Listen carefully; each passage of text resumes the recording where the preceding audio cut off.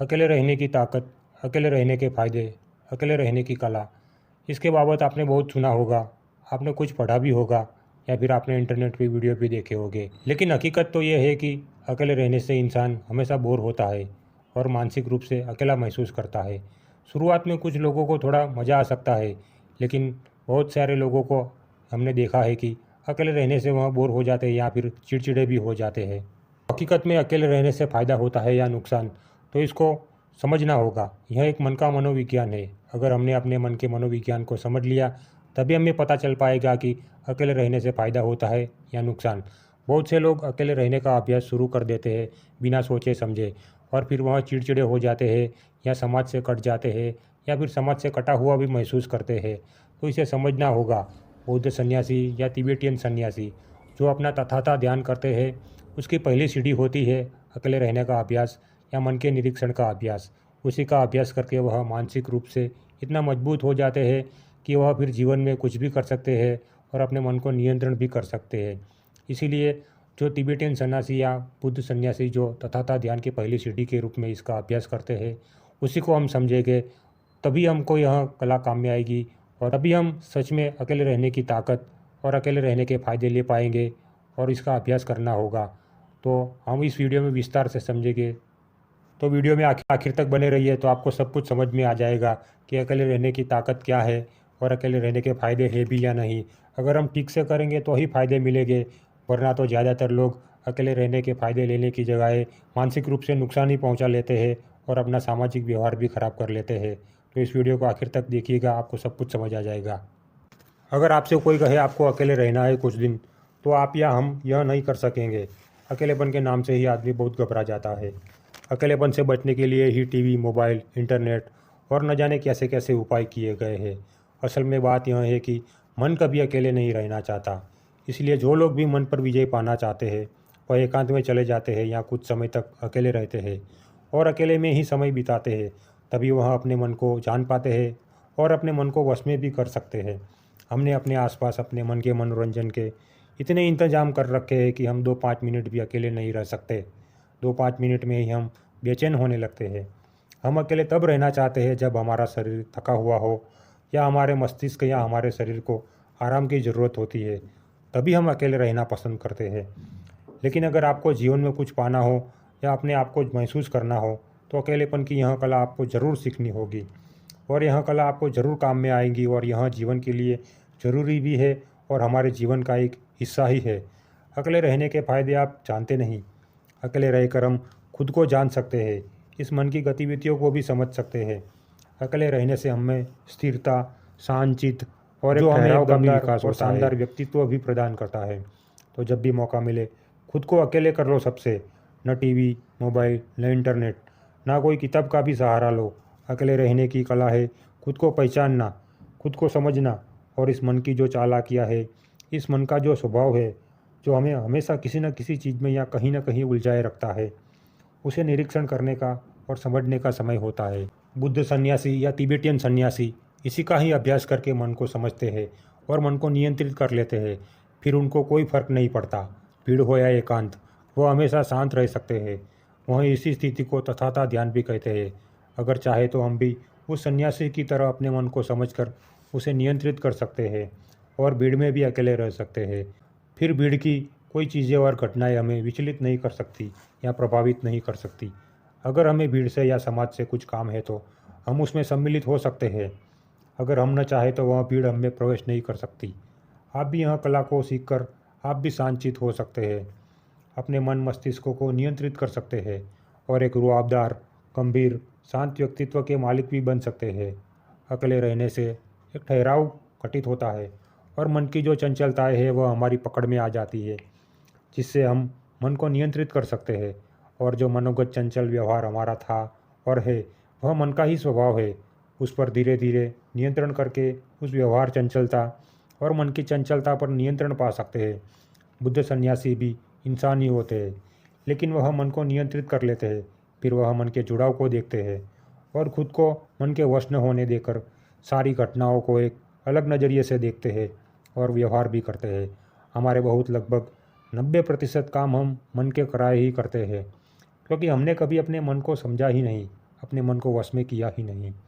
जब हम अकेले रहेंगे तो ही यह मन के विचार, यह मन की चालबाजी हम समझ पाएंगे और जानेंगे कि असल में जो हम कर रहे हैं उनमें से ज़्यादातर हम यह मन के वश होकर ही कर रहे हैं।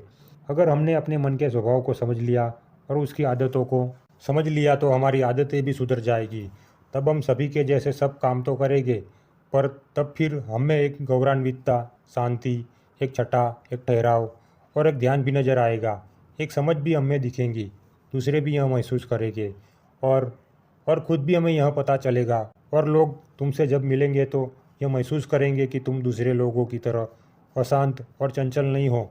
तुम एक शांत मन वाले व्यक्तित्व के मालिक बन जाओगे, ना कि मन की दौड़ फिर तुम्हें परेशान नहीं करेगी। तब तुम जान लोगे कि यह मन की दौड़ है और चालाकी, जो यह मन हमेशा किसी न किसी बाबत में उलझा रहना चाहता है, यही उसका स्वभाव है। अकेले रहकर हमने अपने मन को समझने की शुरुआत कर दी और अपने मन को नियंत्रित करने का अभ्यास शुरू कर दिया। एक बार, दो बार, फिर बार बार यह अभ्यास हम दोहराएंगे तो फिर हमें खुद की ताकत का एहसास होना शुरू हो जाएगा। फिर हम यह मन की फिजूल बाबतों में पढ़कर अपना गौरवपूर्ण रूप, जो हमारी खुद की पहचान है, हमारा खुद का अधिकार भी है, उसे, उस गौरव को अपने मन के कारण कभी नहीं गंवाना चाहेंगे। तो सबसे पहले अकेले रहने का अभ्यास करना होगा। अकेले रहो, मन हजारों चीज़ों में उलझाएगा आपको, लेकिन मक्कम हो जाओ। फिर धीरे धीरे तुम भीड़ में भी जब चाहो पूरी दुनिया से अलग रह सकते हो, और फिर जब चाहो भीड़ में सम्मिलित होकर खुद अपनी समझ और विवेक के साथ बिना चंचलता शांत होकर अपना काम आसानी से पूरा कर सकते हो। मन की एक छोटी सी कहानी भी सुन लेते हैं। एक बार एक गृहस्थ बुद्ध सन्यासी के पास पहुंच गया और बोला, मुझे भी सन्यासी बनना है। सन्यासी ने उसे देखा, फिर थोड़ी बात की, फिर उसे अपने पास रख लिया और उसे 4-5 दिन एकांत में भेज दिया। कुछ 3 दिन तो उसे बड़ा मज़ा आया। फिर उसे अपने बच्चे, अपनी पत्नी और अपने जीवन के सब विचार आने लगे और यह बातें उसे बहुत सताने लगी। बुद्ध सन्यासी उसके पास आए और उसे कहा, तुम अब चाहो तो घर जा सकते हो और अगर तुम चाहो तो फिर यहाँ आ सकते हो, लेकिन इस बार तुम जाओ, अपने घर चले जाओ। और वहाँ आदमी तुरंत राजी हो गया और प्रणाम करके चला गया। वास्तव में बुद्ध सन्यासी बहुत ही निपुण थे मनोविज्ञान के बारे में। उन्होंने पहले से ही पता लगा लिया था उनसे बातचीत के दौरान। बात इतनी थी कि वह व्यक्ति एक से जीवन से उब गया था और वह कुछ दिनों की बदलाहट चाहता था। उसका मन कुछ बदलाहट चाहता था और उसी मन के कारण उसने एकदम विपरीत संन्यास का रास्ता चुन लिया था। जब उसे यहाँ रहकर पता चला कि उसने बहुत बड़ी गलती कर ली है, पर बुद्ध सन्यासी ने जब कहा, तुम जाना चाहो तो जा सकते हो और अगर फिर आना चाहते हो तो फिर आ भी सकते हो। इस तरह उस निपुण भिक्खु ने उस आदमी के अहंकार की भी लाज रख ली और उस आदमी के जाने का रास्ता भी आसान कर दिया। और वह आदमी तो जाना ही चाहता था। बुद्ध सन्यासी मनोविज्ञान में बहुत ही पारंगत थे। उन्होंने अपने मन को नियंत्रित कर लिया था, उस पर काम किया था, इसीलिए मन के विज्ञान को बखूबी समझते थे।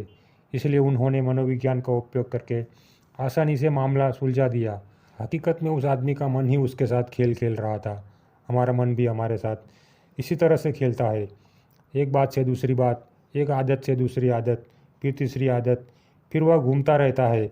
अगर कोई नई आदत नहीं मिलती तो फिर वह अपनी पुरानी आदतों में वापस चला जाता है और हमारी ज़िंदगी पूरी तरह इसी तरह गोल गोल घूमती रहती है और मन हमें इसी तरह गोल गोल घुमाए रहता है और हम मन के कारण ऐसे ही घूमते रहते हैं। अगर हम मन को समझ लेते हैं और एकांत में रहकर मन के बारे में अभ्यास करते हैं तो उस पर नियंत्रण करते हैं तो सभी गुत्थियाँ फिर धीरे धीरे सुलझने लगती है और हम मन को भी समझने लगते हैं। हमें एकांत में एक कुंजी मिल जाती है, फिर हम मन के खेल को समझ लेंगे। फिर हमें कोई फ़र्क नहीं पड़ता हम अकेले रहें या भीड़ में। हम जब चाहे भीड़ में अकेले रह सकते हैं और ज़रूर पड़ने पर उसी भीड़ या समाज में कुशलता से अपना कार्य कर सकते हैं। एकांत में रहने के अभ्यास से हमें फिर एकांत सताएगा नहीं, ना ही हमारा मन सताएगा और ना ही मन उछल कूद करेगा। और अगर हमारा मन उछल कूद करेगा तो हमारा अभ्यास हमारे काम में आएगा। तो शर्त इतनी है कि एकांत में रहकर मन को समझना होगा और एकांत में रहने का अभ्यास करना होगा, तभी मन का खेल समझ में आएगा। अभ्यास ज़रूरी है, फिर से कहता हूँ, अभ्यास ज़रूरी है और अपने मन का निरीक्षण भी करना होगा। वरना अगर तुम ऐसे ही अकेले रहोगे और मन को खुला छोड़ देके अपने मन का निरीक्षण नहीं करोगे और उसका अभ्यास नहीं करोगे उसको वश करने का, तो फिर तुम विक्षिप्त भी हो जाते हो और तुम्हें फ़ायदा होने की जगह हमेशा नुकसान ही पहुँचेगा। अगर तुमने अपने मन को नियंत्रित कर लिया उसका निरीक्षण करके, तो फिर क्या भीड़ क्या एकांत, तुम या हम सदा खुद को मन के पहले खड़े देखोगे, गौरवपूर्ण, शांत और खुद के बोध से भरे।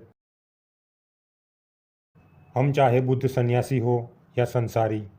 धन्यवाद। यहाँ तक बने रहने के लिए धन्यवाद। वीडियो को लाइक शेयर और चैनल को सब्सक्राइब जरूर कर लीजिए। नमो बुद्धाय।